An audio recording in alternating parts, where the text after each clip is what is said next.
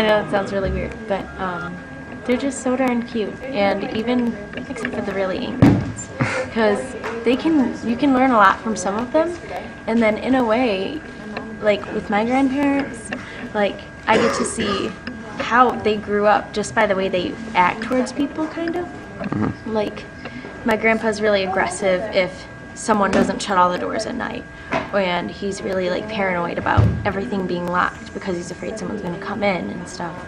And he always talks about how like when he was a child he never had to worry about this, but nowadays with everything on the news he just gets so scared about it. And I'd say they're very conservative, most of them, and trying to just go on with life, whatever they have left of it. And I feel bad for them sometimes because they usually have a lot of stuff going wrong.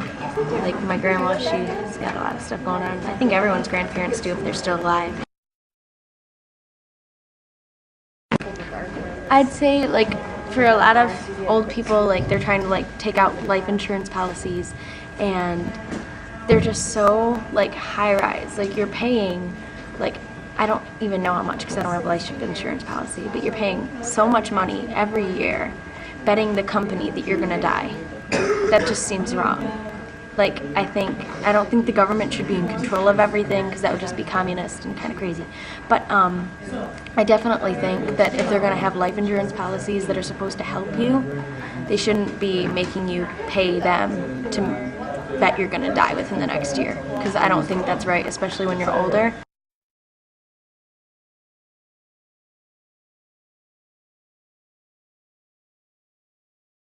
I think a lot of people, whether they realize it, like some people say they value old people and that they can look to them for wisdom, but it's the real world. If you look at people, they'll be like, oh, I go to my grandma's house for money, or I want them to give me cards, or I want this when they die, or just looking at them for things that they want, their own selfish needs. And I think you need to be a lot more selfless around old people because you shouldn't be taking advantage of them, especially when they're at the end of their life cycle.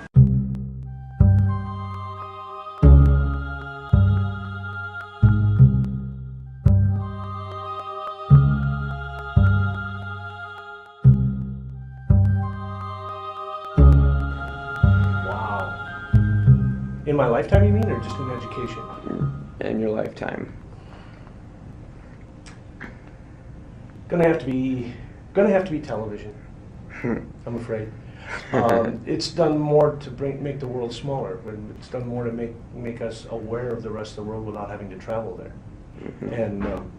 And so by virtue of doing that, it's also probably jaded our value of people that have the experiences of traveling to other places.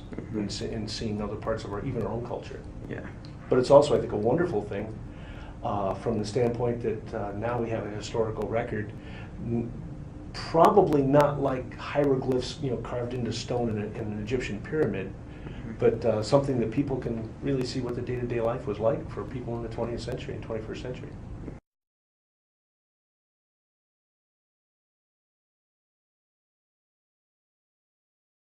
So I think they should double it. But no.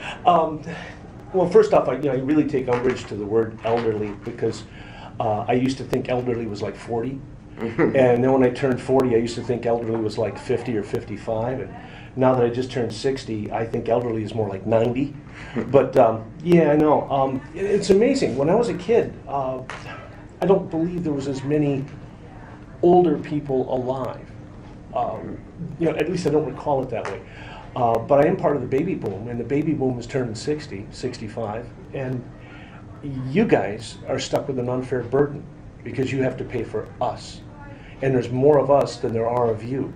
See, when my generation had to pay for my parents' generation, there were more of us than there were of them, so it was kind of easy to do. Mm-hmm. Well, now the conditions are reversed, and we expect the same benefits. In fact, as medicine has improved, as lifespans have increased, quality of life has gotten better and more expensive, all the costs have gone up. And so it's an unfair burden on your generation, one that you guys got to figure out how to address. And I'll take my money up front, please, if I could, like winning the lottery. But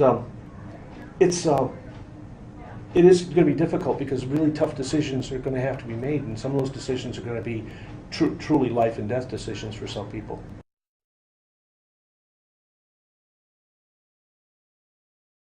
Enjoy the moment. Enjoy where you're at. Everybody, frequently would say, and I learned this through teaching, I guess, where I live sucks. What I do sucks. I don't like my life right now. Well, the thing is if you're fortunate enough that your life will continue again tomorrow and the next day, have faith that it will get better. It may not, but enjoy today. It may be the best day you'll ever have. But then again, when tomorrow comes, enjoy that too. A lot of people say, live life like you don't plan on having tomorrow. Well, I don't necessarily advocate you go out and burn yourself up, but at the same time, enjoy what you've got. You just look around you. There are good things, even in the midst of troubled times and economic hardships and all the rest of that kind of stuff. You have good people around you, and always surround yourself with good people.